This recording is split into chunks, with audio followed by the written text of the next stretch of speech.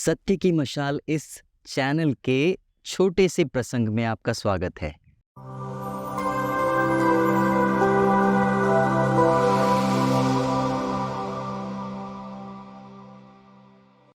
मेरे मित्रों, मेरे प्यारे भाई और बहनों, हमारे प्रारंभिक सेमिनरी ट्रेनिंग के शुरुआती दौर पर हमारे जो पुरोहित इंचार्ज थे, उन्होंने हमें बेहद ही खूबसूरत एक्सरसाइज या अनुभव दिलाया, जिसे हम कहते थे आबा कॉन्शियसनेस। जी हाँ, हम कहते थे आबा कॉन्शियसनेस। और हमारे जो पुरोहित भाई थे वो कहा करते थे कि हर क्रिस्तीय को यह अनुभव पाना ही चाहिए। हर क्रिस्तीय को आबा कॉन्शियसनेस, इस अनुभव का एक्सपीरियंस होना ही चाहिए। इसे हम हिंदी में कहते हैं आबा चेतना। आबा चेतना, इसका तात्पर्य यह है मेरे मित्रों कि आबा ईश्वर मेरा निजी पिता है, मेरा निजी आबा है। वो मेरे बिल्कुल नज़दीक है और वो मुझसे बेहद प्यार करता है और मेरी ज़रूरतों को पूरा करने के साथ साथ मुझे वो अधिकार भी देता है। मेरे मित्रों, प्रभु यीशु के जीवन में यह अनुभव प्रारंभ से ही आ गया था। वचनों के अनुसार जब प्रभु 12 बरस के थे, इस कच्ची उम्र में भी उन्होंने यह अनुभव पा लिया था। हालांकि हम जानते हैं प्रभु यीशु ईश्वर के पुत्र हैं ही, लेकिन ईश्वर के पुत्र होने का अनुभव और ईश्वर प्रभु यीशु का निजी आबा होने का अनुभव उन्हें प्रारंभ से हो गया था। और हम जानते हैं 12 बरस की उम्र में जब वो मंदिर में खो गए थे और 3 दिनों के बाद जब माता मरियम और यूसुफ से उनकी मुलाकात हुई, तो उन्होंने क्या कहा? उन्होंने यही कहा था, क्या आप जानते नहीं थे कि मैं अपने पिता के यहाँ होऊंगा? क्या आप जानते नहीं थे कि मैं अपने पिता के यहाँ होऊंगा? यही उन्होंने कहा, और यही है आबा कॉन्शियसनेस। आबा मेरा पिता होने का एहसास, ईश्वर मेरा आबा होने का एहसास। मेरे मित्रों, मेरे प्यारे भाइयों बहनों, प्रभु यीशु इस संसार में इसीलिए आए ताकि हम सबों को यह एहसास दिला सके।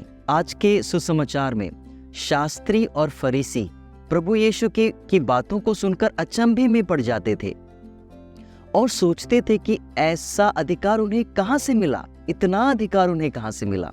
प्रभु यीशु के चमत्कारों को देखकर आश्चर्यचकित हो जाते थे और सोचने लगते थे कि यह अधिकार उन्हें कहाँ से मिला, जबकि शास्त्री और फरीसियों के पास न तो बोलने का अधिकार था और न ही कुछ करने का अधिकार था। उनके वचन में भी अधिकार नहीं था और उनके कर्मों में भी अधिकार नहीं था।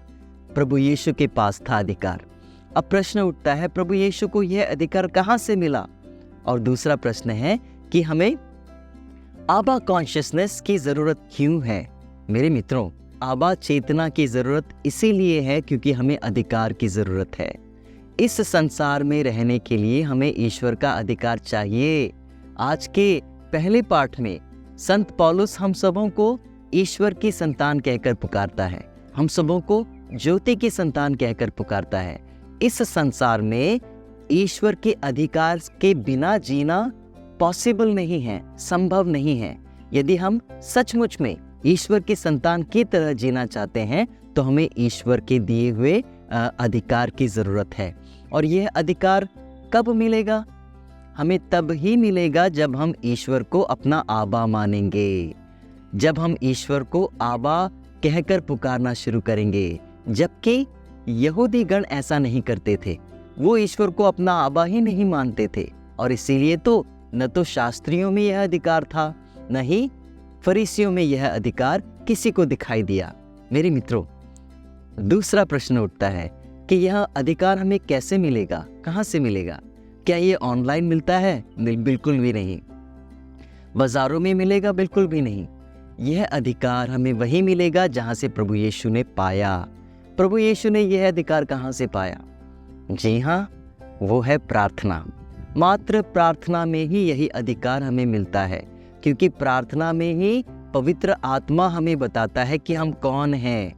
जैसे कि गलातियों के नाम अध्याय 4 पद संख्या 5 में हमें वचन बताते हैं कि पवित्र आत्मा के द्वारा हम सीख जाते हैं कि ईश्वर मेरा आबा पिता है, और पवित्र आत्मा हमें उसे ईश्वर को आबा पिता कहलाना सिखाता है। मेरे मित्रों, एक बार अब यह एहसास कर ले, आपको यह भी एहसास मिल ही जाएगा कि आप ईश्वर की संतान हैं। और यदि आप ईश्वर की संतान हैं तो ईश्वर का सारा अधिकार आपके हाथ में है। ध्यान से सुनिए, क्या होता है जब एक इंसान दूसरे इंसान के साथ ज़्यादा से ज़्यादा समय बिताता है? वो इंसान उसे जानने लगता है, समझने लगता है, प्यार करने लगता है, साथ ही साथ उनका संबंध घनिष्ठ संबंध बन जाता है।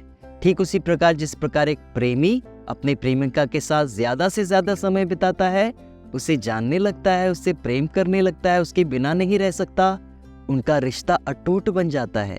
ठीक उसी प्रकार जिस प्रकार माता पिता एक साथ एक दूसरे के साथ ज़्यादा से ज़्यादा समय बिताते हैं, उनका रिश्ता अटूट बन जाता है, उनका प्रेम बढ़ता है। प्रभु यीशु को भी यही अनुभव हुआ और इसी को हम कहते हैं आबा कॉन्शियसनेस।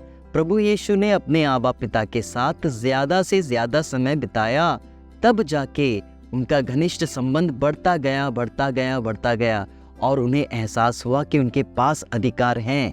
हमें भी यही करना है और हमारे जीवन का मतलब ही यही है, हमारे जीवन का तात्पर्य ही यही है कि हम ईश्वर की संतान की तरह जिएं, उन संतानों की तरह नहीं जिनके पास अधिकार नहीं है, बल्कि उन संतानों की तरह जो अधिकार से जीते हैं। याद रखें, हमारे गुरु प्रभु यीशु के पास सब कुछ का अधिकार था। समुद्र की लहरों का अधिकार था, मौत पर का अधिकार था, जीवन का अधिकार था, धरती, सागर, शैतान की ताकतें, सब कुछ पर उसका अधिकार था और वही अधिकार प्रभु हमें देते हैं। जी हाँ, आप ईश्वर की पुत्री हो, आप ईश्वर के पुत्र हो और ईश्वर के पुत्र पुत्री होने के नाते आपको वो अधिकार दिया जा रहा है आबा कॉन्शियसनेस के अनुभव के द्वारा या आबा चेतना के द्वारा। सबों को जय श्री।